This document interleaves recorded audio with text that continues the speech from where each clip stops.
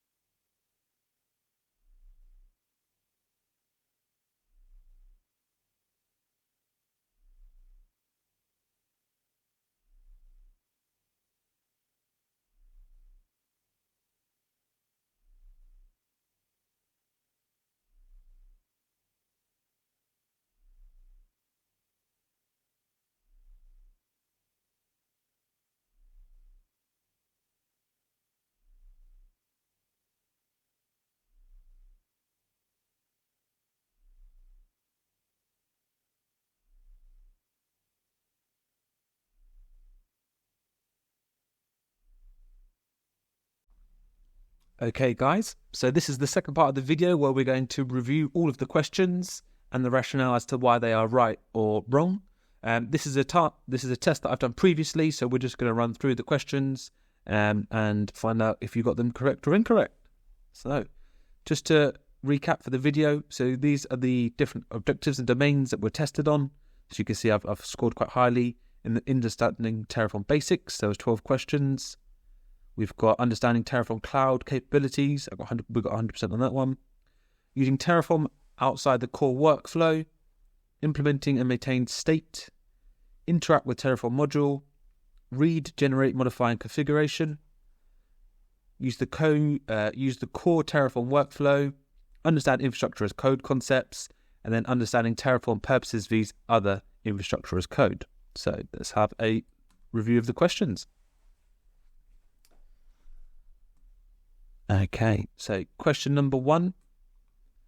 So Henry's deployed a resource on Azure using Terraform. However, he has discovered that his co-worker Ron and Guinea have manually created a few resources using the Azure console.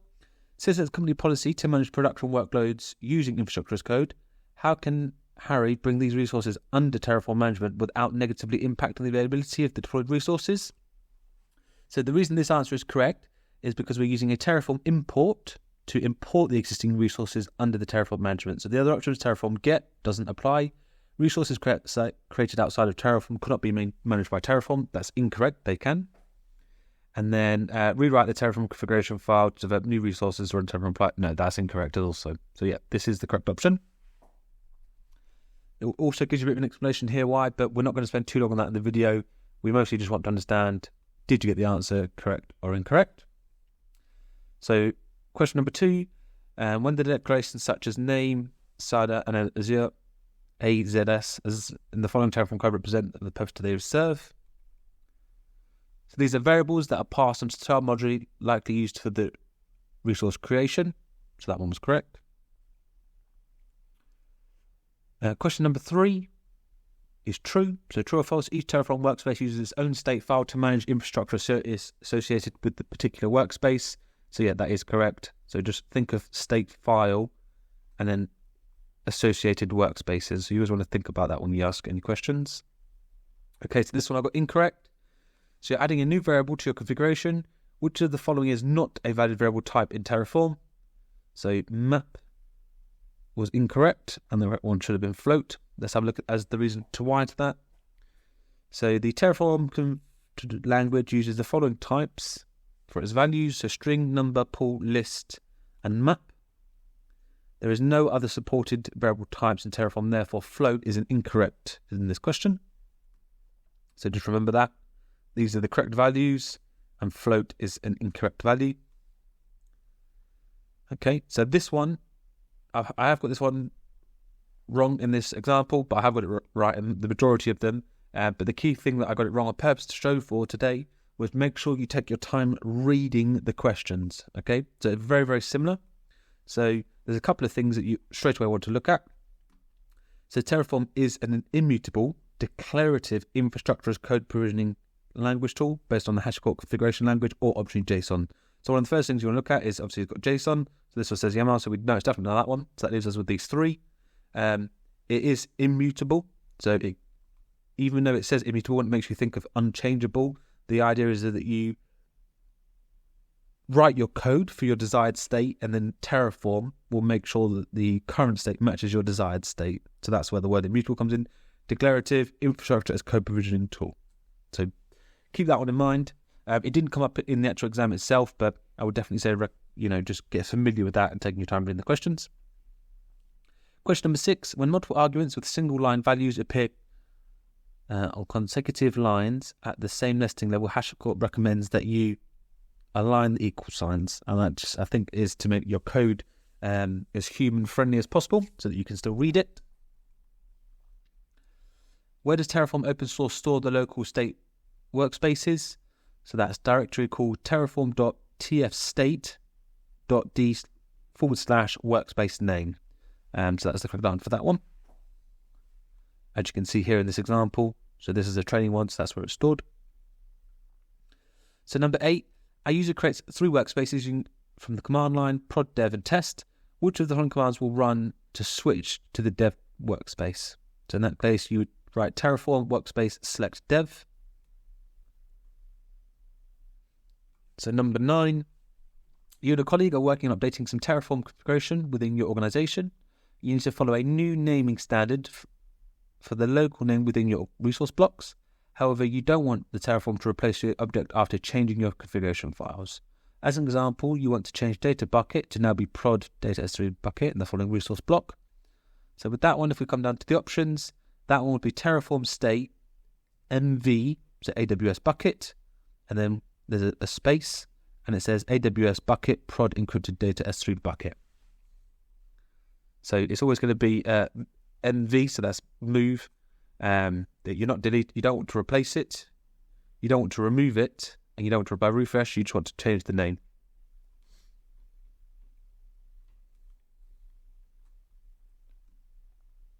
What task can the Terraform state command be used for in Terraform? So that's to modify the current state, such as removing items. So option number 2 was correct in that case. Question 11. What features of Terraform Cloud allows you to publish and maintain a set of custom modules which can be used within your organization? So that's private module registry. So the key thing you want to think about with this question is you want to publish modules and maintain a set of custom modules that can be used within your organization. So you don't want people on the internet reaching them. So in that case, it's always going to be private module registry. So number 12, you write Terraform to deploy resources and have included provider block as shown below. Okay, when you validate the Terraform configuration, you get the following error. So a default provider was already given at main TFF. If multiple configurations are required, set that. Okay, what additional parameters is required to use multiple provider blocks for the same type but with distinct configurations, such as cloud regions, namespaces, or other desired settings? So if you need 2 or 3 AWS buckets, S3 buckets, the key one would be alias. That would be the correct answer. That's a meta argument, which is used for the same provider with different configurations and different resources. This feature allows you to include multiple provider blocks that refer to different configurations. In this example, you would need something like this. So provider AWS, region US East 1, provider again AWS and EUS West 1, and then alias would be West. There's something to differentiate the two. Question number 13. You're performing a code review of a colleague's Terraform code and see the following code. Where is the module stored? So again, we want to look at, so this is the module, so we know it's that. The source would be the key part. So we've got Terraform /vault -AWS, and then this is the name. So when you come down here, this is stored in the Terraform public module registry. And the way you can tell that is by the naming convention. So you have Terraform -vault -AWS / the name at the end here.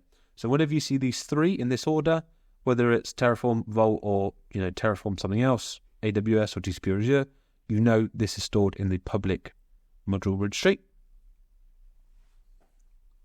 Number 14, a user runs Terraform init on their real base server. As per the output, 2 provider plugins are downloaded. So you've got Terraform init, you're initializing the backend. You have 2 provider plugins, AWS and random. Where are these plugins downloaded and stored on the server? So they are stored on the Terraform providers directory in the current working directory. So that would be correct. When you add a new module to a configuration, Terraform must download it before it can be used. What 2 commands can be used to download and update the module? Select the 2. So that's the Terraform init, which stands for Terraform initialize, and Terraform get. Number 16,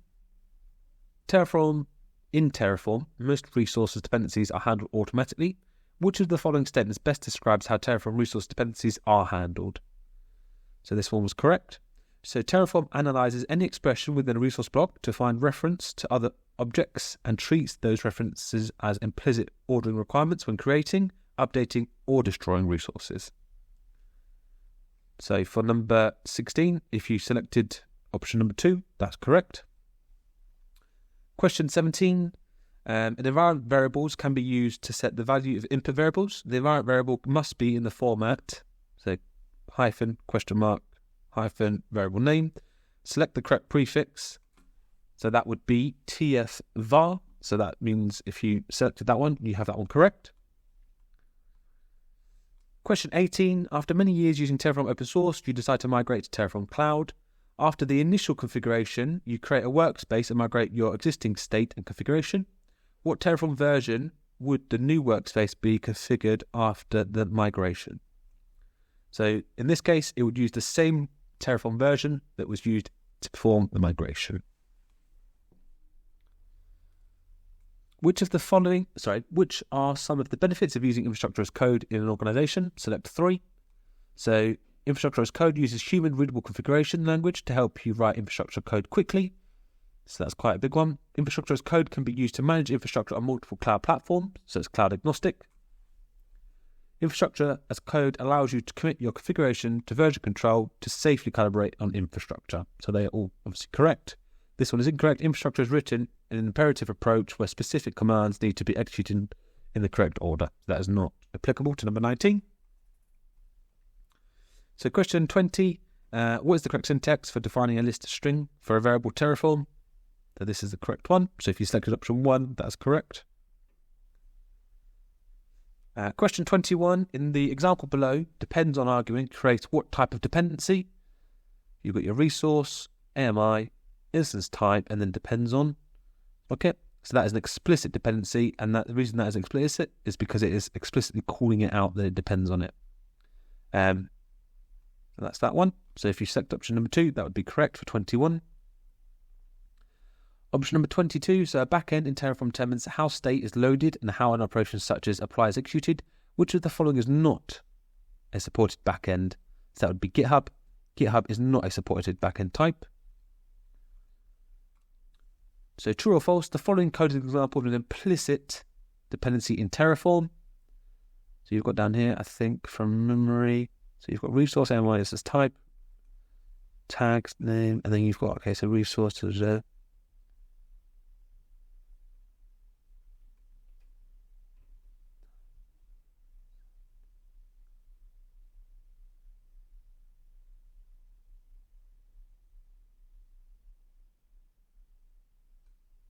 okay, so the answer for that one is true. So it's implicit. So the reason for that is it's not explicitly calling something out. So there is a dependency in there, but it's not explicitly calling it out. So Terraform will manage that separately. But I suppose the key part of the question is implicit dependency. So make sure you pay key attention to whether it's an implicit dependency or an explicit. Key thing to call out. Move on to the next one. So anyone can publish and share modules in the Terraform public module registry. And meeting the requirements for publishing a module is extremely easy. So we know these 3, we got these 3 correct. For any American followers, the module must be PCI, HIPAA compliant, is not applicable. So it is the upper 3. Question number 25. You're using Terraform to deploy some cloud resources and have developed the following code. However, you receive an error when trying to provision the resource. Which of the following answers fixes the syntax of the Terraform code? So this is your piece of code, and we basically need to work out what's wrong with it. So in this case, option number 3 is the correct answer. So if you select number 3, well done, that's correct. Question number 26, you're developing a new Terraform module to demonstrate features to the most popular HashiCorp products. You need to spin up an AWS instance for each tool. So you create the resource block as shown below using the for each meta argument. After you deploy, you review the state using Terraform state list command.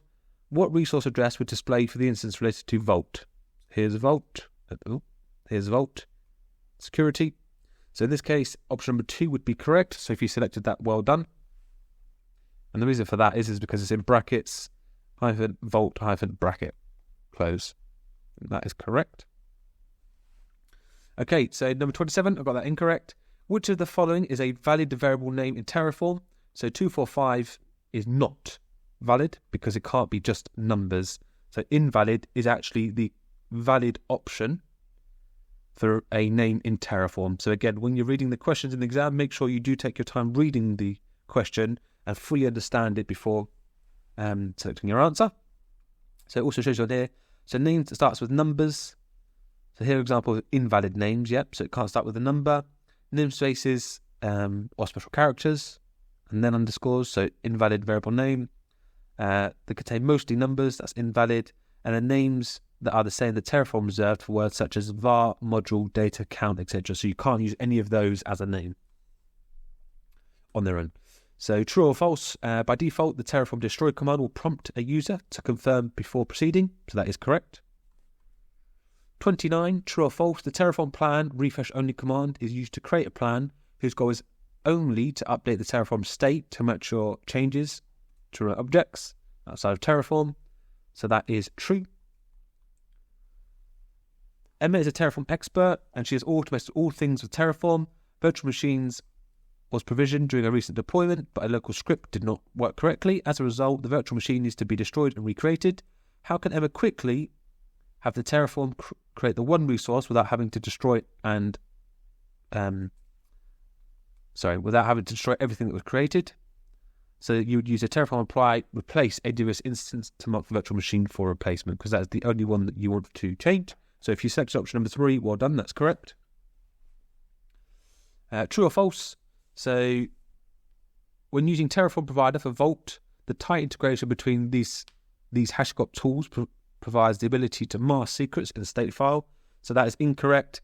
You will struggle you basically can never hide the secrets in the state file. The state file will always be in readable format. So there's other ways around that and how you can protect yourself. But any secrets that are stored in state file are stored in visible format. Please always bear that in mind with any question that comes up in the exam. Question number 32. When using a constraint expression to signify a version of provider, which of the following valid provider versions to satisfy the expression found in the following code snippet? Okay, so you've got AWS equals 1.20. So you've got if you select option 1 and option 3, that's correct. Well done. Okay, so I've got this one incorrect. So provider dependencies are created in several different ways. Select a valid provider dependency from the below list. So explicit use of a provider block configuration, option including a version constraint, that's correct. You've got use of any resource block or data block in the configuration belonging to a provider or a particular provider, that's also correct. And then existence of any resource instance belonging to a particular provider in the current state. So that was the one that I missed, and that would be correct. So if you select option 1, 3, and 4 for number 33, then well done, you got that correct. Terraform Cloud is more powerful when integrated with Version Control System, VCS. Select all the supported VCS providers from the list below. So these are all, the only one that's not supported is VCS Version Control, because it is not a provider as such.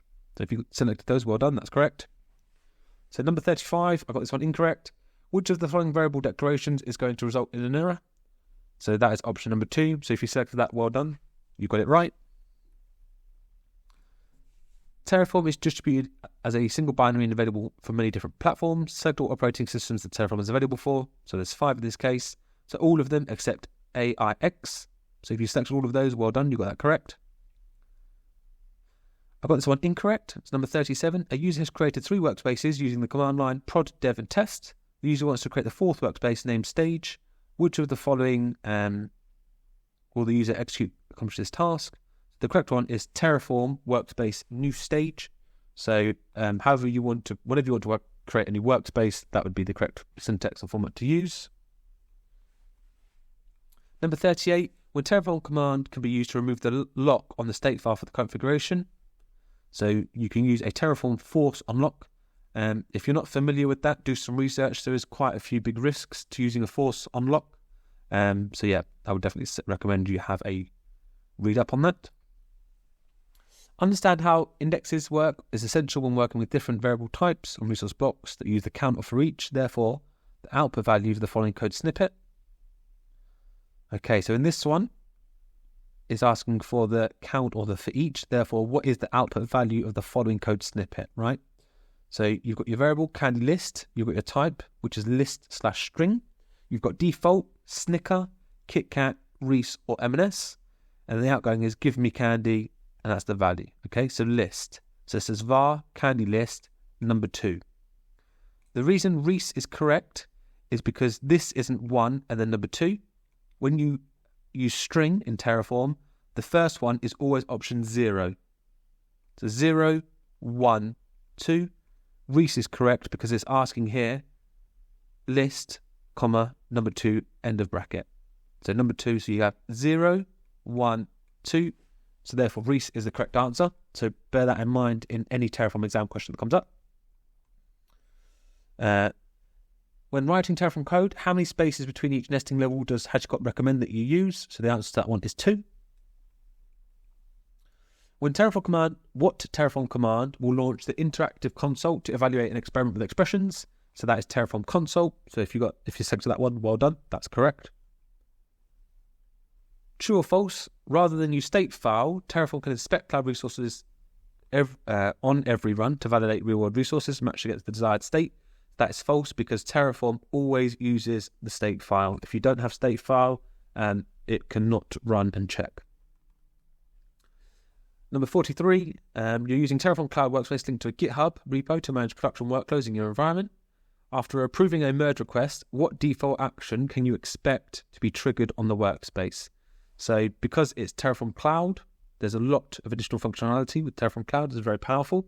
So it allows you to run a speculative plan that will be run to show the potential changes to the managed environments and validate these changes against any applicable Sentinel policies.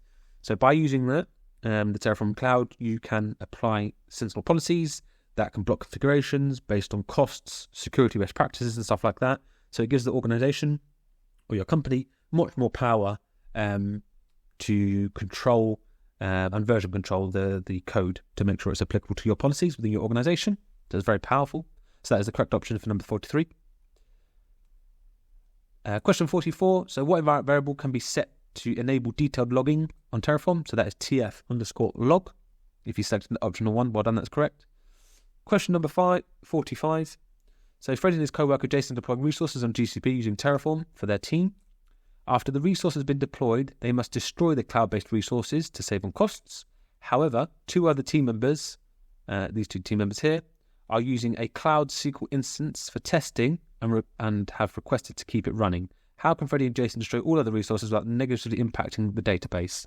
So option number 1 is correct. So you run a Terraform state remove command to remove the Cloud SQL instance from Terraform management configuration before using the Terraform destroy.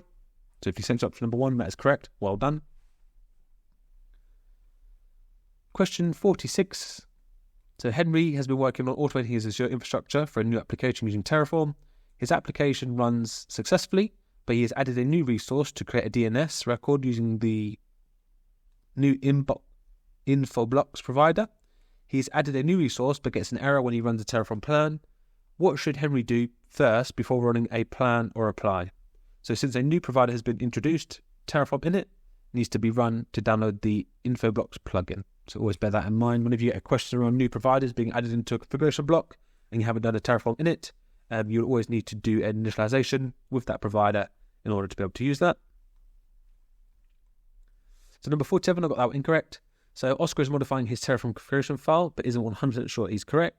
He's afraid the changes made could negatively affect production workloads. How can Oscar validate the changes that will be made without impacting existing workloads?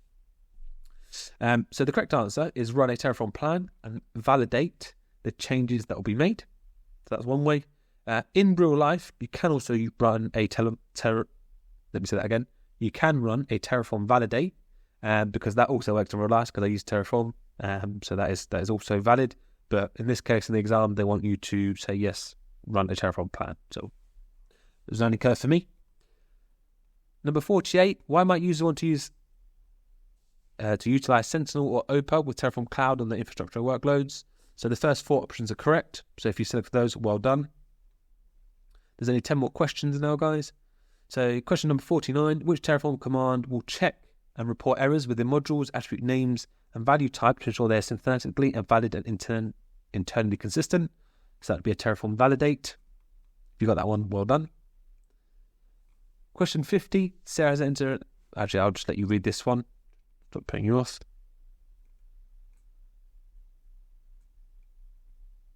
The correct answer to number 50 was add an output block to the subnet module and retrieve the value using the module.subnet.subnet ID for the load balancer module.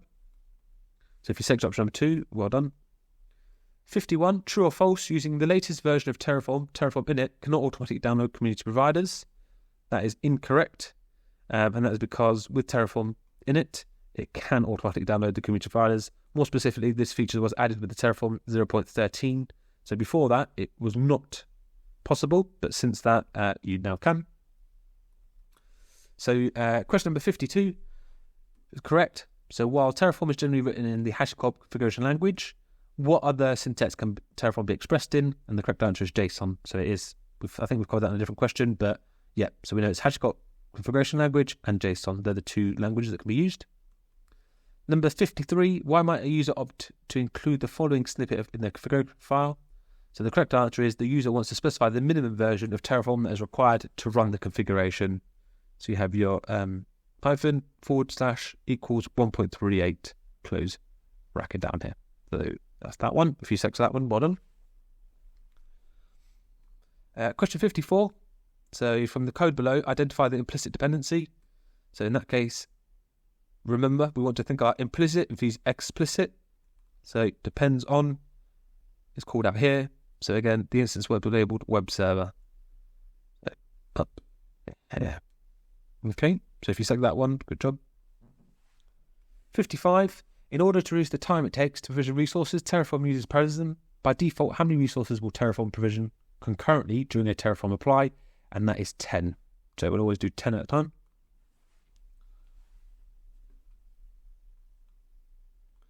Okay, final two questions. So, in the following code snippet, and the block type is identified by which string? So this one, it would be resource. So the first thing you want to think about is what type of block is it? So it says resource here, because we want to deploy an AWS instance called DB. We've got the MI in the instance type. So ignore all of this, ignore all the bits that I'm highlighting now from here down to here. What we want to think about is if it was a data block, the first thing it would say is data block. This one is a resource block. So again, we want to deploy a resource in this scenario. So again, that's how we identify it. It's always going to be the first kind of word which identifies what the block type is. So down here, you've got output, data, and resources, provider, and Terraform. So always just think about that. It's the first kind of configuration bit of the block. If we scroll down to the final question. So number 57, which code snippet would allow you to retrieve information about an existing resource and use that information within your Terraform configuration? So this one is incorrect. If we scroll down, this is the correct one. So data, most recent, true, owners, tags, names, tested. That would be correct. And that's because it's a data block. Whereas in this one, I've chosen a module. That is incorrect. It's a data block. So well done, guys. We're at the end of our test now. So good job. And good luck on your exam whenever you next take that. But we have more content coming to the channel. So if you are new here, please subscribe, please drop a like, please drop a comment on how we can make these better going forward. But yeah, I am new to the channel, so any comment and feedback is greatly appreciated. And good luck on your journey and see you in the next video. Thank you. Bye now.